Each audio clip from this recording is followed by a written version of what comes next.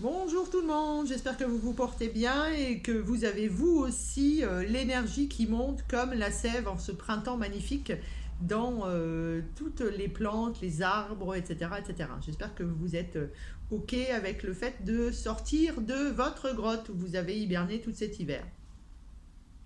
Alors aujourd'hui, je viens répondre à deux questions importantes, donner des informations supplémentaires qui me semblent effectivement en plus de saison, donc ça va être pas mal.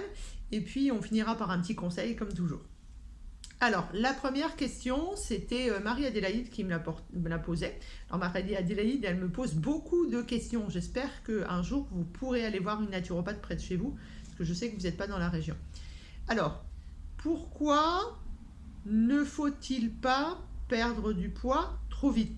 Alors je trouvais que c'était effectivement une excellente question, surtout qu'on arrive au printemps, que tout le monde va vouloir perdre du poids avant de pouvoir rentrer dans son maillot de bain. Alors, tout d'abord, souvenez-vous, ça c'est très important, lorsque vous avez pris du poids, 10 kg, 20 kg, 30 kg, 40 kg, 50 kg, 60 kg, peu importe le chiffre. Souvenez-vous, pour moi, les chiffres ne sont absolument pas importants. Je n'ai pas de balance à la maison. Ce qui est important, c'est que je me sente bien dans mon corps et je ne suis pas une brindille. J'ai des formes et je trouve que c'est très bien. Mais là aussi, chacun ses croyances, chacun ses dogmes. Mon corps me correspond. Il est musclé, il a des formes et c'est exactement ce que je veux. Bon, fin de la parenthèse. Donc, lorsque vous avez pris ce poids que vous trouvez aujourd'hui, entre guillemets, en trop, alors il faut déjà, ça c'est important, se souvenir que nous sommes la personne la plus importante pour nous et que notre apparence physique doit nous correspondre à nous. C'est-à-dire, n'allez pas faire un régime pour plaire à la personne qui vit avec vous, pour plaire à la société, pour plaire à votre patron ou votre patronne, etc. etc. C'est-à-dire que si vous vous mettez à changer, on va dire, votre manière de manger, vous vous souvenez que ça ne suffit pas, que vous avez envie de perdre ce poids que vous trouvez en trop, eh bien c'est pour vous et uniquement pour vous. Ça c'est déjà quelque chose qui est très important. Ça va éviter de mettre des nœuds supplémentaires au cerveau. Ensuite, comme je vous le disais, quand vous avez pris ces kilos supplémentaires, il vous a fallu 6 mois, 1 an, 2 ans, 3 ans, 4 ans, 5 ans, 10 ans, etc. etc. Vous imaginez bien qu'il est contre-physiologique de perdre du poids de manière très rapide. Vous l'avez pris sur 1 an, 2 ans, 3 ans, 4 ans, etc. Alors, bien entendu qu'en fonction de comment vous pensez, comment vous bougez, comment vous mangez, vous allez le perdre plus ou moins rapidement. Mais souvenez-vous, ça c'est important, votre corps, c'est un équilibre, c'est une physiologie. Si vous perdez du poids très rapidement, vous allez chambouler, vous allez faire des vagues dans votre corps. Votre corps va se retrouver, c'est là-dessus que je veux venir, avec des choses à traiter qu'il n'a pas l'habitude de traiter. Alors, dans nos cellules graisseuses, qu'on appelle adipocytes, vous vous souvenez, quand ça finit par cyte, c'est cellule 2, adipo, ça veut dire gras. Donc les cellules adipeuses, le gras, ce que vous n'aimez pas, ce que vous avez envie de faire partir, eh bien, c'est, si vous voulez, des ballons de baudruche. Cependant, c'est des ballons de baudruche qui peuvent se gonfler, se dégonfler, qui ne disparaîtront jamais. Ça, c'est très important à entendre. Donc, n'allez pas dépenser de l'argent sur des trucs où on vous dit qu'on vous enlève les cellules graisseuses. C'est pas possible. La cellule graisseuse, elle fait partie de notre corps depuis qu'on était, entre guillemets, un mammifère, parce que c'est la réserve d'énergie de notre corps. C'est-à-dire que notre cerveau reptilien ne fera jamais disparaître vos adipocytes. C'est tout ce que vous allez mettre autour qui va faire que vous allez pouvoir ou les gonfler ou les dégonfler. Elles ne partiront jamais. Ça, il faut que ce soit très clair dans votre tête. Donc, dans ces adipocytes, si vous êtes en surpoids, quel que soit votre surpoids, là aussi, pas de jugement, eh bien, à l'intérieur de cet adipocyte, vous avez deux choses primordiales. Parce que vous vous souvenez, on ne fait pas de la chimie, tout ça, etc. On essaye de faire le plus simple possible. La première des choses, vous avez du gras, on est d'accord. Ce gras, ça s'appelle des triglycérides. Donc c'est, entre guillemets, la réserve énergétique de votre corps. Vous décidez, en faisant un régime drastique, en décidant de faire de la chirurgie bariatrique, par exemple, de perdre du poids de manière très rapide. Qu'est-ce qui va se passer? Comme vous n'allez plus amener de sucre, quel qu'il soit, lent ou rapide, ou que parce qu'on vous a réduit l'estomac ou qu'on vous a fait un shunt, un bypass, vous ne pouvez plus manger parce que votre estomac il est comme ça, bien entendu que vous n'apportez quasiment plus rien à votre corps. Sauf que vous n'avez pas changé le fonctionnement de votre corps. Votre corps a toujours besoin d'énergie pour faire tout ce qui est la base de notre fonctionnement. Là, je suis en train de vous parler, je suis assise confortablement, cependant je bouge des bras, j'ai mon cerveau qui fonctionne et tout ça, je dépense de l'énergie. Je dépense de l'énergie pour digérer, je dépense de l'énergie pour nettoyer mes émonctoires, etc. etc. Donc, l'énergie ATP, adénosine triphosphate, c'est indispensable au bon fonctionnement de notre corps. Vous n'en apportez plus par l'alimentation ou parce que vous avez un estomac qui est tout petit. Que va faire le corps? Il va aller taper dans les réserves d'énergie. Les réserves d'énergie, c'est les triglycérides. C'est du gras. C'est du gras qui est dans vos cellules adipeuses. Donc, vous allez perdre du poids. Sauf que vous remettez en circulation des triglycérides. Qui s'occupe du gras dans le corps? Le foie, parce que c'est lui qui sécrète la bile. Évidemment, la vésicule biliaire. On le digère un tout petit peu dans l'estomac, par le biais de la lipase, puis on le digère au niveau du duodénum, et c'est ensuite assimilé au niveau des chylifères dans l'intestin. Vous allez amener une vague, un tsunami de triglycérides dans votre système digestif. Et là-dessus, qu'est-ce qui va se passer? Eh bien, vous allez fatiguer votre foie, vous allez faire un foie gras, vous allez faire des calculs dans votre vésicule biliaire, puisque la bile ne sera plus de bonne qualité, et avec la deuxième chose qu'on remet en circulation, vous allez fabriquer des calculs, et on va être obligé de vous enlever la vésicule biliaire. Si vous n'avez pas un calcul qui se coince dans le cholédoque. Donc vous remettez en circulation une masse énorme de gras quand vous perdez du poids de manière très rapide. Trop de gras, mal digéré, puisque au bout d'un moment, votre bile, elle ne peut plus faire son job. Qu'est-ce qui se passe? Vous allez être en hyperperméabilité intestinale, en dysbiose. Et souvenez-vous, lorsque c'est perméable en bas, c'est perméable ici.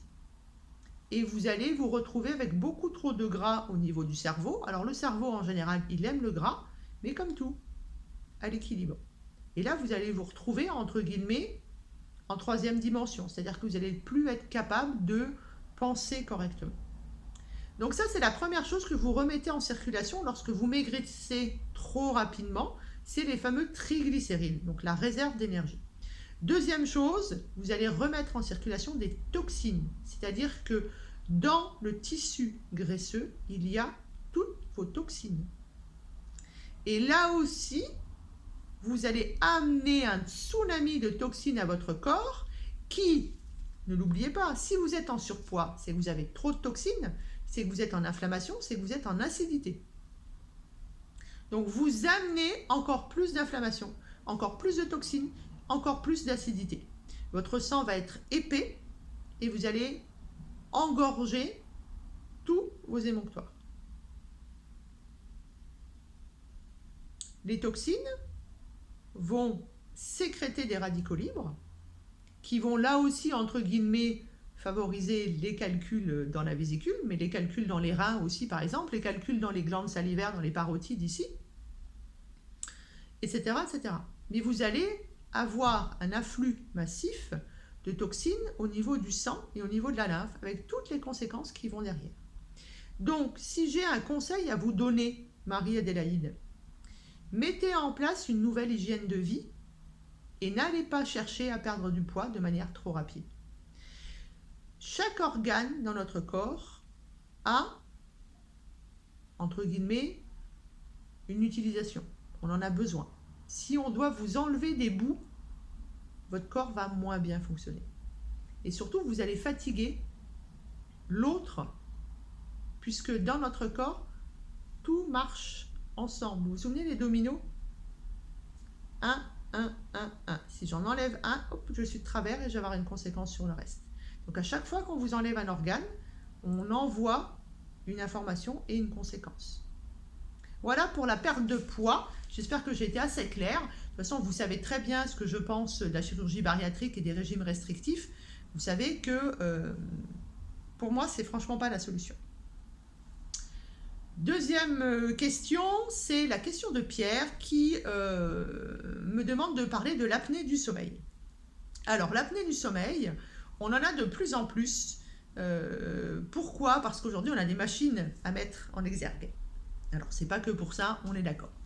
Alors, qu'est-ce que c'est que l'apnée du sommeil? Ça veut dire qu'en fait, sur un cycle, qu'en général, on appelle une minute, ça peut être 1 heure, ça dépend de la personne que vous allez voir, pardon.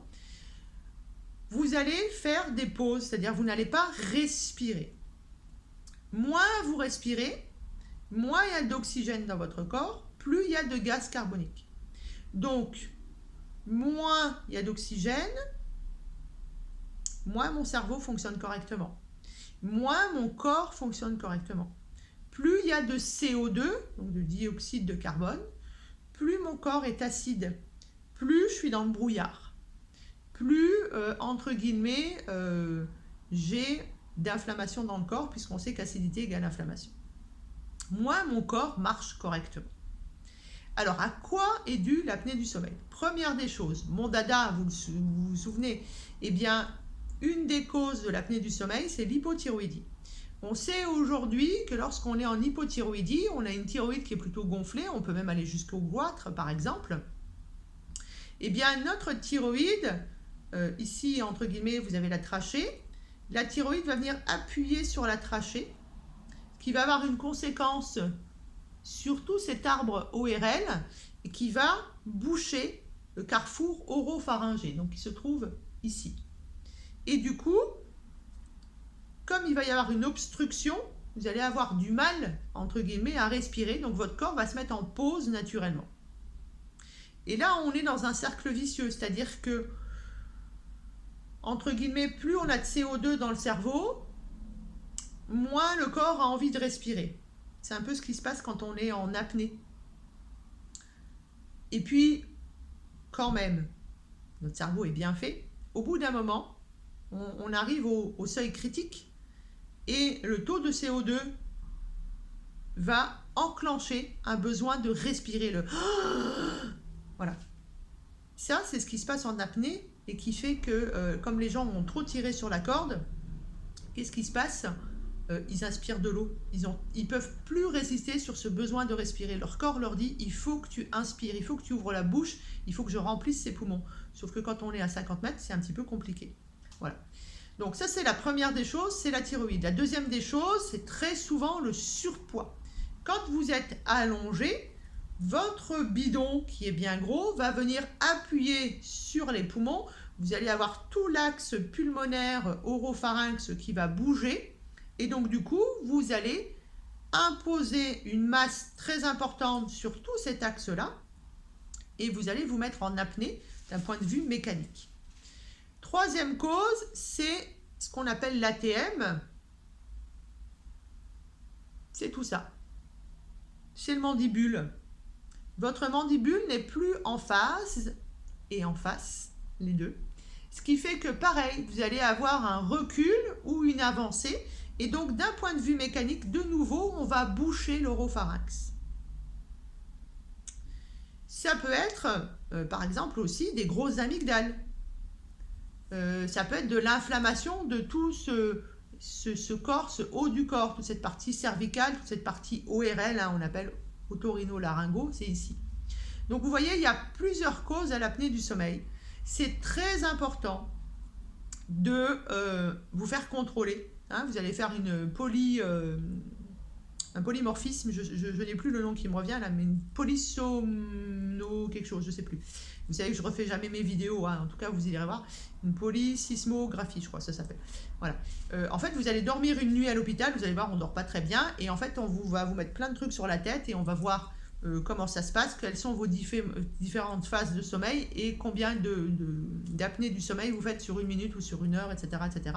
Et puis, si nécessaire, on vous mettra une petite machine. Donc maintenant, on met un masque plus que sur le nez, et on va envoyer sous pression positive, entre guillemets, de l'air, pas forcément enrichi en oxygène, pardon.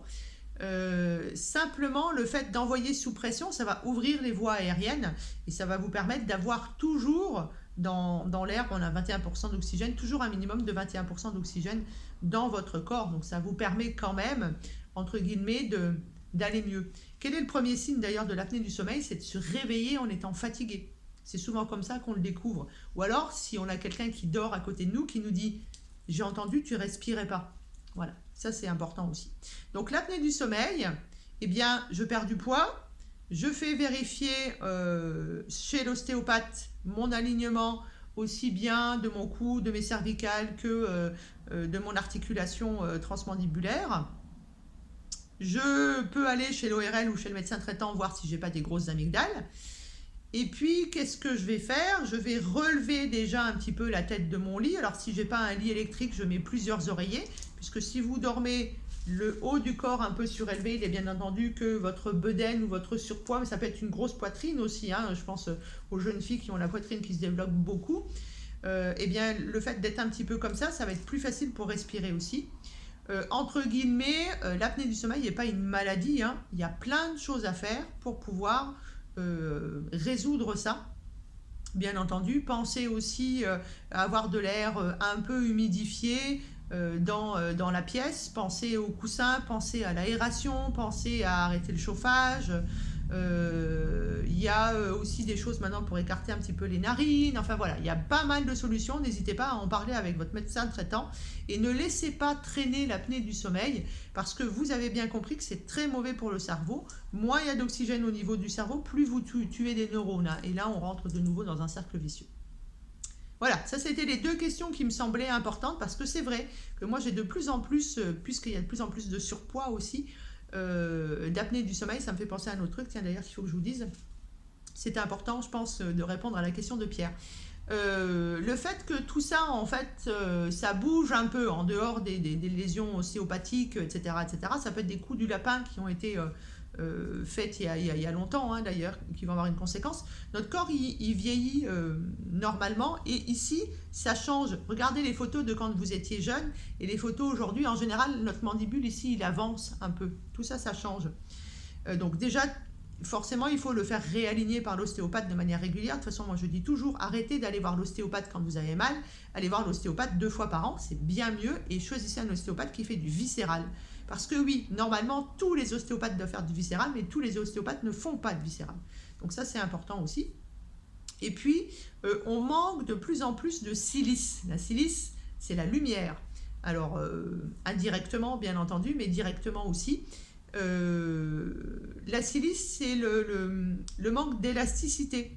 Et du coup, lorsque vous êtes plein de rides, lorsque vous êtes, entre guillemets, en carence de magnésium, de silice, en carence en tout cas des sels minéraux les plus importants, eh bien vous allez avoir, entre guillemets, ce qu'on appelle des ptoses, P-T-O-S-E, c'est-à-dire des descentes ça arrive, par exemple chez la femme, il y a souvent des descentes d'organes, mais on peut avoir une ptose sur l'estomac, on peut avoir une ptose par exemple sur les seins, hein, une fois qu'on a allaité ou qu'on a fait plusieurs grossesses et qu'on vieillit ou qu'on perd du poids d'ailleurs, nous avons fait un lien, vous avez une ptose, et vous pouvez avoir une ptose ici, une ptose sur la langue. Si votre langue elle a tendance à chuter, ça va pareil, ça va obstruer les voies aériennes supérieures. Hein.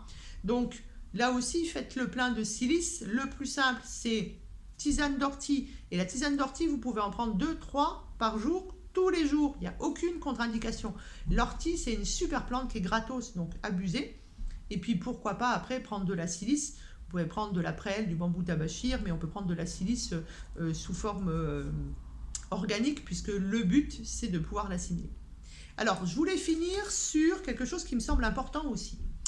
J'ai, je me souviens plus de son prénom, je ne sais plus si c'est Jeanne-Marie ou Marie-Jeanne, qui me dit j'ai changé mon alimentation, mais depuis 3 semaines, plus rien ne bouge.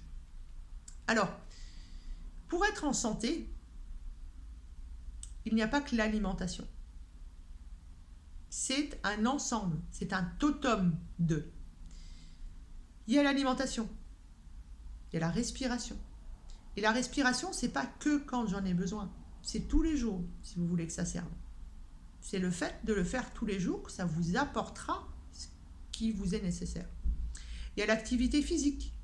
Et je ne parle pas de sport. Ce n'est pas nécessaire d'aller tous les dimanches matins faire une rando de 4 heures si vous ne faites rien dans la journée. C'est marcher, c'est vous arrêter avant, c'est prendre les escaliers, etc. etc. Ce qu'on disait il y a une dizaine d'années. Hein. Bougez-vous, c'était ça en fait. Hein. Donc, alimentation, respiration, activité physique, le sommeil qui est très très important. C'est là que vous générez de l'ATP. Hein, vous pouvez manger tout ce que vous voulez, faire toute l'activité physique que vous voulez. Si vous n'avez pas un sommeil de qualité, vous ne créerez pas voilà, de l'énergie. Ensuite, il y a votre manière de penser. Et j'aimerais vraiment que vous sortiez de vos dogmes, que vous sortiez de vos croyances, que vous sortiez des dogmes et des croyances de la société. C'est-à-dire que vous sortiez de tout ce qui vient de l'extérieur, que ce soit dans le passé ou dans le présent, et que vous viviez le présent dans votre intérieur. Vous êtes la personne la plus importante pour vous. Je n'arrête pas de vous le dire, ça. Vous avez tout ce dont vous avez besoin à l'intérieur de vous. Il n'est absolument pas nécessaire d'aller chercher à l'extérieur ce qui vous manque. À partir du moment où vous vous aimez, à partir du moment où vous pensez que vous avez tout ce qu'il vous faut, vous ne respirerez plus le manque. Et vous l'appelez Dieu, vous l'appelez l'univers, vous l'appelez l'énergie, vous l'appelez ce que vous voulez, eh bien, ne sera plus obligé de travailler, de raisonner sur ce manque. Et vous obtiendrez tout ce que vous avez toujours désiré. Vous devez vous concentrer sur l'intérieur de vous. Votre vie, c'est un grand tableau. Et vous créez ce tableau. C'est vous qui y mettez les couleurs, c'est vous qui y mettez les émotions. C'est de l'encre indélébile. Ça veut donc dire qu'il est impossible d'effacer ce que vous mettez dessus. Néanmoins, il est possible de redessiner dessus. Qu'est-ce que ça veut dire? Ça veut dire que ce n'est pas le passé qui vous fonde, c'est ce que vous faites dans le présent. Et ce n'est pas pour le futur, puisque le futur, c'est la peur. Si vous vivez dans les peurs, c'est comme vivre dans le passé. On vit dans le présent pour soi. Et lorsque vous irez bien de l'intérieur, parce que vous avez mis en place cette hygiène de vie, l'alimentation, la respiration, le sommeil, l'activité physique, en sachant que tout ça, ça peut se remplir de plaisir, et ça doit se remplir de plaisir. Rien n'est restrictif. Pas de régime restrictif. Ça ne marche pas. Vous perdez du poids, vous allez le reprendre. Je dors correctement, je respire tous les jours, je marche tous les jours. Et je fais des assiettes Picasso, dans lesquelles j'ai le droit de mettre des frites de temps en temps, ou une pizza, ou ce que vous avez envie, à partir du moment où vous êtes en équilibre en permanence. Plus vous restreignez, plus vous serrez, plus ça va être compliqué. Et là-dessus, on rajoute de l'amour. Là-dessus, on rajoute de l'introspection. Là-dessus, on met de la couleur, on met des images, on met du positivisme sur notre vie, sur notre tableau, sur notre création. Vous vivez dans le passé, Vous ne pouvez pas l'effacer, ce passé. Il est là, il est derrière. Vous avez le droit de vous retourner et de dire « Ah ouais, il s'est passé ça. Ok. Mais aujourd'hui, qu'est-ce qui se passe ?» Retrouvez-vous comme vous étiez lorsque vous étiez enfant. Ce fameux youpi, je suis content, comme je vous dis toujours. Là où on arrête de planifier, où on arrête de penser, de repenser, d'analyser, de synthétiser tout ce qu'on fait toute la journée. Vivez chaque seconde, chaque minute, chaque heure comme si c'était la dernière. Aimez-vous. C'est ça le plus important. Et vous pourrez être en amour pour vous que si vous faites les différentes actions. Avec le plaisir.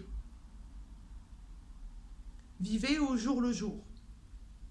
L'amour, c'est le cadeau final. Si vous vous aimez, vous avez à l'intérieur de vous tout ce qu'il faut. Plus de carences, plus de pulsions, plus d'envie, plus de mensonges, plus de jalousie, plus d'hypocrisie. Vous êtes la personne la plus importante pour vous. Brillez à fond grâce à votre yin intérieur. Voilà ce que je voulais vous dire aujourd'hui. Je pense que c'est très important. Soyez positifs et faites-vous un merveilleux tableau. Et souvenez-vous, la guérison, c'est long. Ça peut être douloureux, mais c'est tellement bon. Repensez, pour terminer. Regardez si vous avez dans votre entourage combien de fois le bébé tombe, combien de fois il se relève, combien de fois il essaie pour marcher enfin droit, debout et seul. Souvenez-vous lorsque vous avez appris une langue étrangère. Est-ce que vous parliez couramment la langue étrangère au bout d'une semaine, d'un mois, d'un an? Non. Souvenez-vous lorsque vous avez passé votre permis de conduire. Vous avez commencé par avoir juste le volant. Et puis petit à petit, on vous a rajouté des choses. Et aujourd'hui, vous roulez sans réfléchir, sans vous dire il faut que le pied gauche fasse ça, la main droite, le machin, que je regarde là-haut, etc. Vous ne réfléchissez plus. Et bien votre vie, ça doit être ça. Mettez en place de nouveaux rituels et surtout, s'il vous plaît, aimez-vous.